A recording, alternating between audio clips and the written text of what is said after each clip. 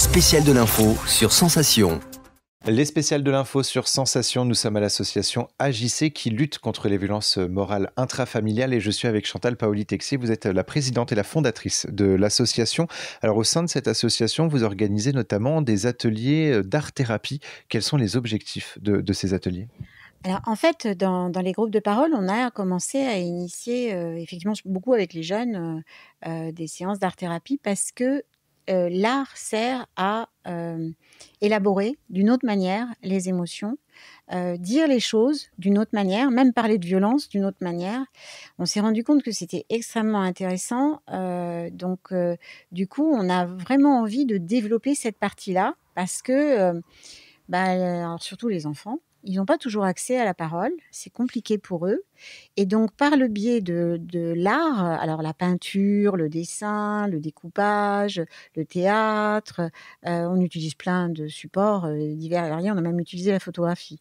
On est véritablement à même d'explorer les choses, mais d'une toute autre manière qui est beaucoup plus facile pour eux. Du coup, on a mis en place avec une autre structure, une association d'art-thérapie, des groupes, des séances parents-enfants. On voudrait mettre face à face des parents et des enfants ensemble, mais dans une séance d'art. Donc, ça permet d'aborder les choses la relation entre le parent et l'enfant d'une autre manière.